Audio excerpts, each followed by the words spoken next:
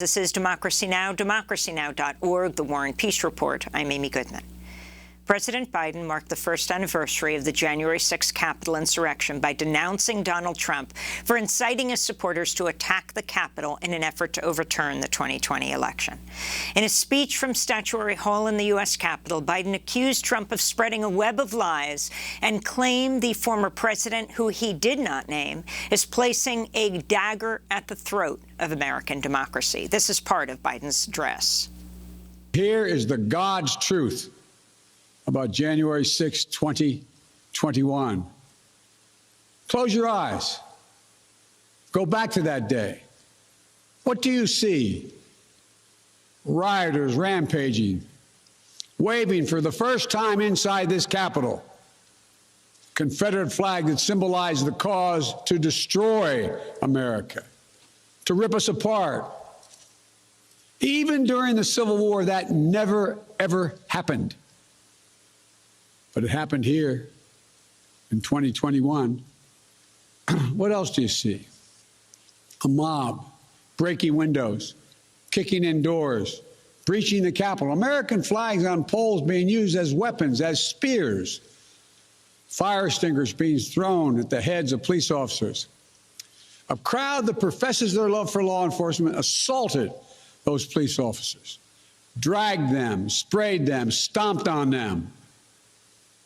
Over 140 police officers were injured. We all heard the police officers who were there that day testify to what happened. One officer called it, quote, a medieval battle, and that he was more afraid that day than he was fighting the war in Iraq. They've repeatedly asked since that day, how dare anyone diminish, belittle, or deny the hell they were put through. We saw with our own eyes. Rioters menaced these halls, threatening the life of the Speaker of the House, literally erecting gallows to hang the Vice President of the United States of America. But what did we not see? We didn't see a former president who had just rallied the mob to attack, sitting in the private dining room off the Oval Office in the White House, watching it all on television and doing nothing for hours as police were assaulted, lives at risk, the nation's capital under siege. This wasn't a group of tourists. This was an armed insurrection. They weren't looking to uphold the will of the people. They were looking to deny the will of the people. They weren't looking to uphold a free and fair election. They were looking to overturn one. They weren't looking to save the cause of America. They were looking to subvert the Constitution. This isn't about being bogged down in the past. This is about making sure the past isn't buried. That's the only way forward. That's what great nations do. They don't bury the truth. They face up to it. Sounds like hyperbole, but that's the truth. They face up to it. We are a great nation. My fellow Americans, in life there's truth, and tragically there are lies. Lies conceived and spread for profit and power. We must be absolutely clear about what is true and what is a lie. And here's the truth.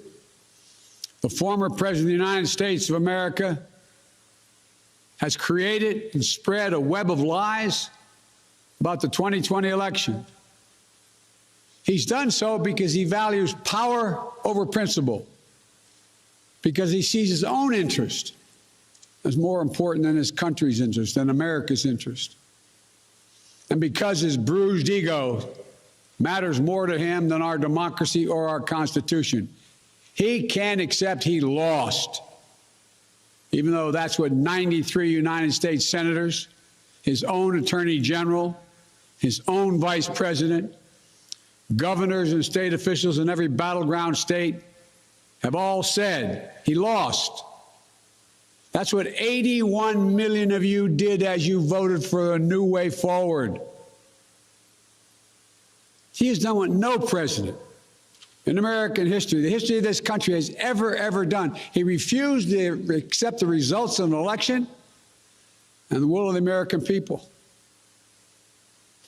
While some courageous men and women in the Republican Party are standing against it, trying to uphold the principle of that party, too many others are transforming that party into something else. They seem no longer to want to be the party of Lincoln, Eisenhower, Reagan, the Bushes. But whatever my other disagreements are with Republicans who support the rule of law and not the rule of a single man, I will always seek to work together with them to find shared solutions where possible.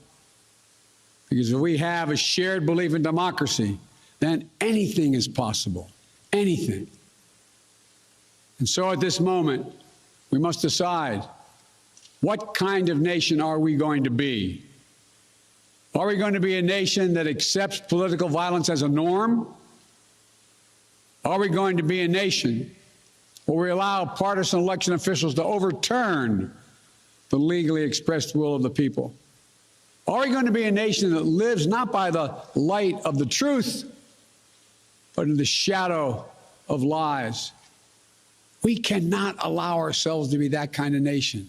Those who stormed this Capitol, and those who instigated and incited, and those who called on them to do so, held a dagger at the throat of America, at American democracy.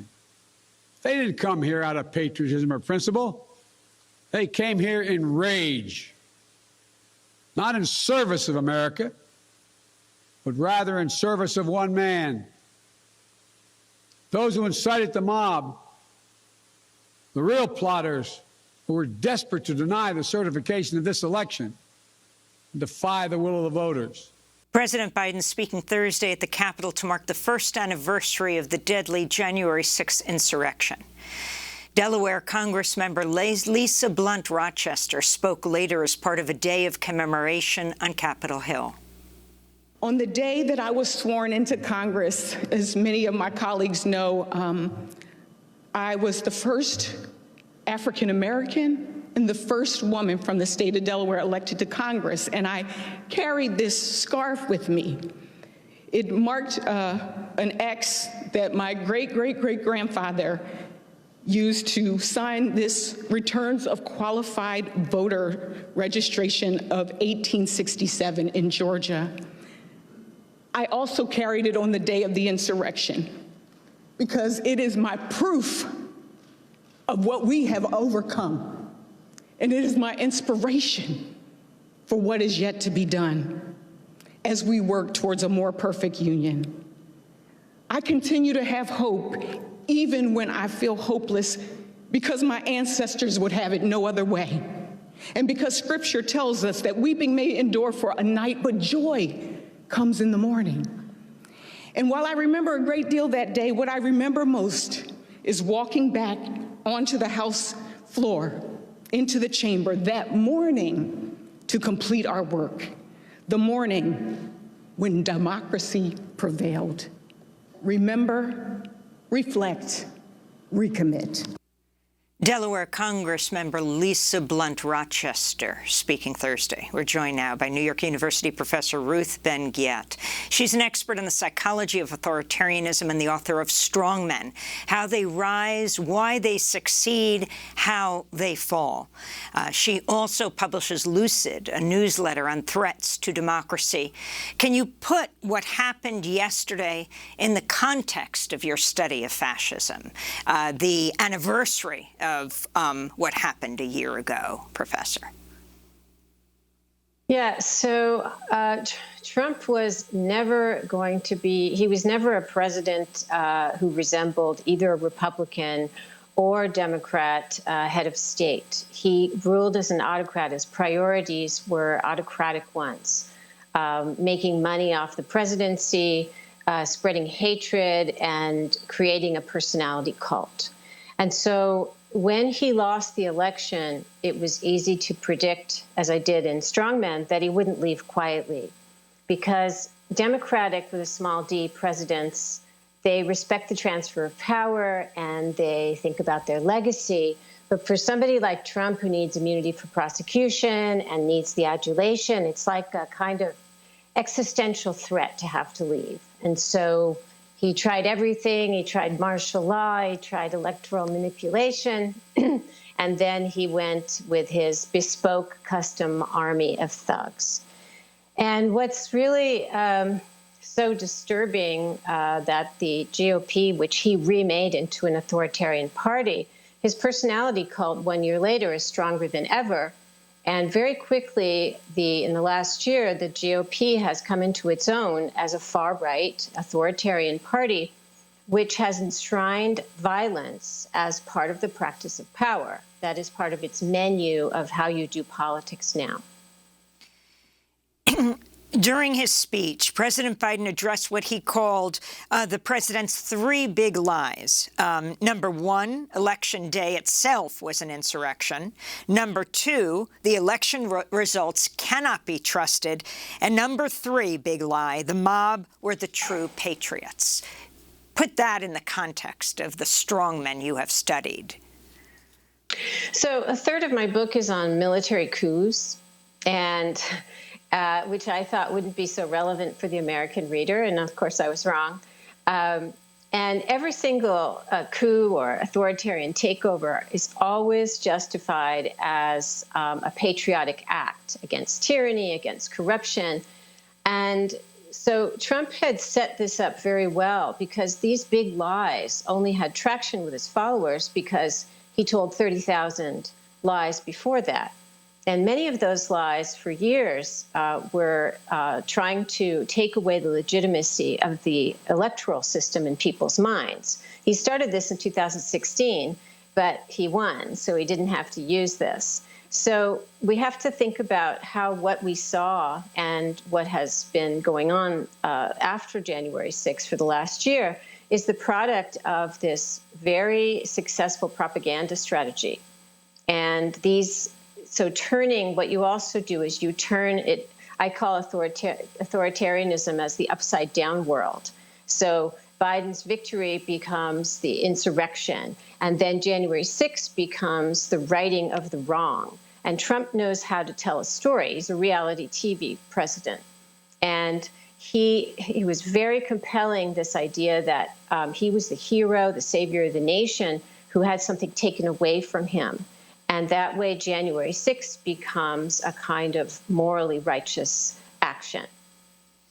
Just days before the January 6th anniversary, Trump endorsed Hungary's Viktor Orbán. He released a statement saying he's done a powerful and wonderful job in protecting Hungary, stopping illegal immigration, creating jobs, etc.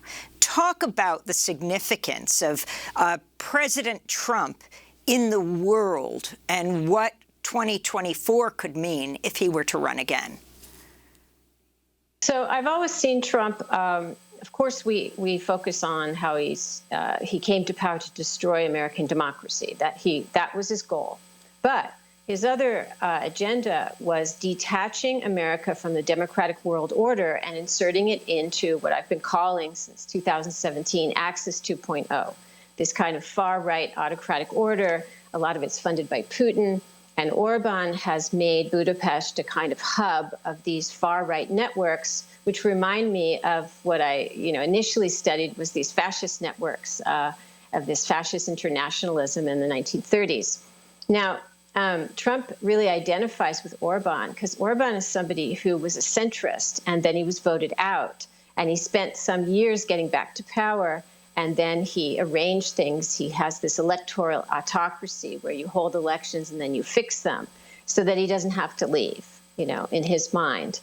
And the GOP has embraced Hungary, and they really see Hungary's present as America's future. And so Tucker Carlson, had a whole week of broadcasting there. And even Mike Pence, who's not the most worldly person, trotted over to Budapest and talked about how he hoped that abortion rights would be taken away soon. So Hungary is this model of white Christian supremacy, anti-trans, homophobic. It checks all the boxes of what the GOP is actually today. Finally, we talk about him as a model and him modeling himself on autocrats around the world. But what about him as a model at home for people like Ron DeSantis, the Florida governor? You lay out in a very chilling piece this image of DeSantis surrounded by the people he wants to basically deputize as what his opponent in running for governor has talked about as his secret police. Yeah, Ron DeSantis is an example. So when you have somebody like Trump who imposes this kind of authoritarian party discipline, the system populates with mini Trumps. They used to be called mini Duces and mini Hitlers, and now we have these mini Trumps. And so what we've seen is in places like Texas and Florida, states are becoming laboratories of autocracy. And DeSantis is particularly disturbing because he wants to have his own civilian National Guard, and many states have those. But I discovered doing research that he's also establishing an office for, quote, election integrity, which is code speak for election fraud, where it's going to have its own prosecutors and investigators. So anybody who, if there's like an election result in the state that DeSantis doesn't like, he can have his goons go after them and accuse them of violating election law. And they've made what used to be misdemeanors into felonies. So these people could be put in jail. So this is an example of the kind of authoritarian system at the state level that DeSantis has planned. Ruth Ben-Ghiat, I want to thank you for being with us, expert in the psychology of authoritarianism and fascism. She is the author of Strong Men, How They Rise, Why They Succeed, How They Fall, a professor of history and Italian studies at New York University, and she publishes Lucid, a newsletter on threats to democracy.